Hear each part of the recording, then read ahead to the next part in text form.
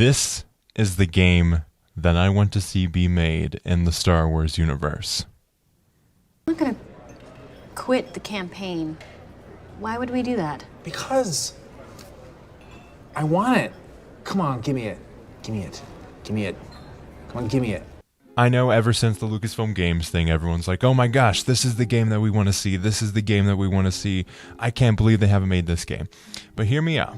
I think a lot of us are going to be saying that because it's a whole new world where we're all like, oh my gosh, we actually have a future for Star Wars games to look forward to. I don't think it's a bad thing. It's something that we can all come together to do. But I want to share one idea in this video, and it's all about heroes versus villains, the game.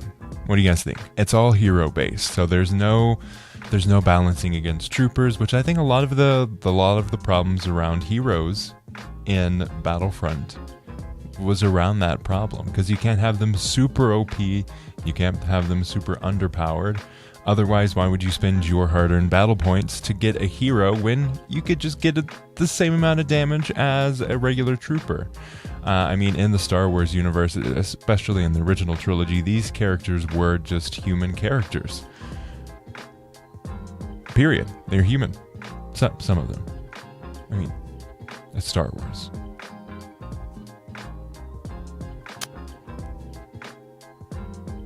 I almost said normal characters, but a lot of Star Wars characters are not normal. Human-like. They're mostly human-like. I think this would be a really fun thing to have for the community. Star Wars Squadrons is huge. We have a huge esports scene coming out of it, and we have a lot of fun tournaments happening. Definitely go check out the Calrissian Cup, and if you are a good pilot, sign up for your squad Calrissian Cup. It's pretty fun. I casted the first match, actually the first few matches, opened the show with Hammer. I thought it was pretty fun. Squadrons Esports is super fun. But Squadrons was a smaller scale game. It was a set experience. They wanted to fuel a game made for the pilots. Battlefront 2 2017 did have it had some issues with Starfighter Assault.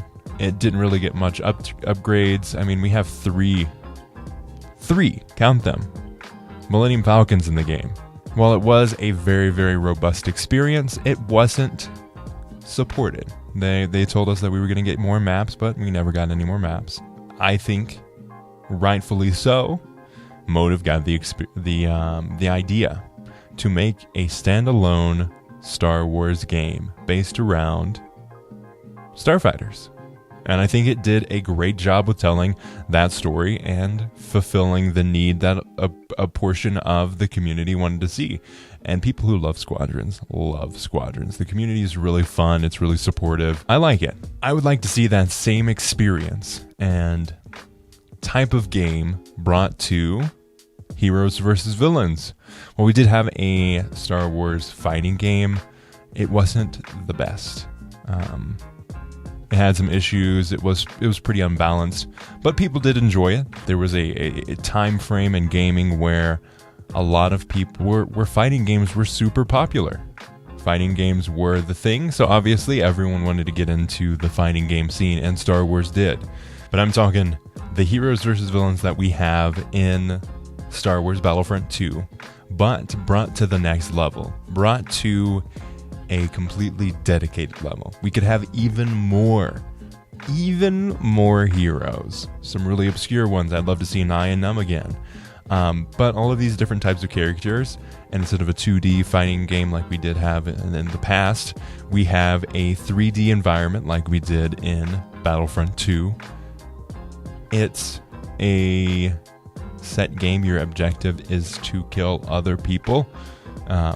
It's not one person's the target. You run around and face them. While I did enjoy that while it was the thing, I never wanted to be the target because that was terrifying.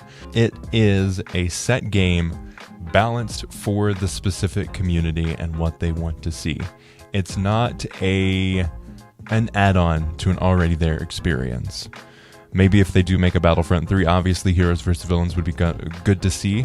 But maybe instead of having that specific mode and instead of having a game that does everything, we see more of those experiences. So we have a Starfighter Assault game, we have a Heroes vs. Villains game, and then we have the multiplayer shooter game.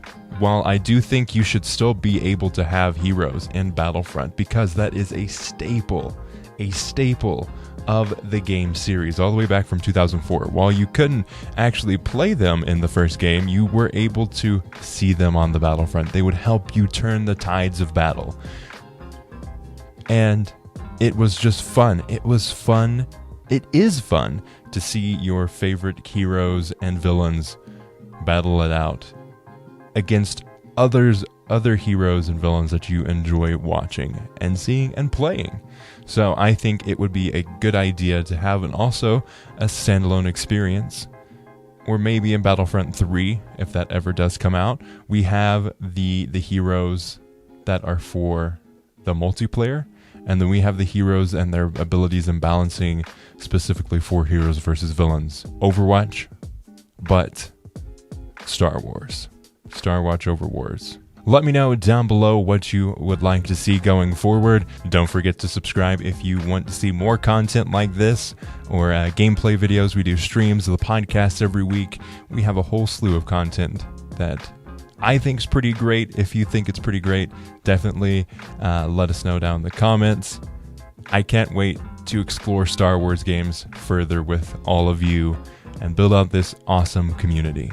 Like if you like the content, dislike if you didn't like the content. Comment down below what you would think of a standalone heroes versus villains game, and how would you like that to work? What heroes would you like to see in a standalone game? As always, thanks for watching.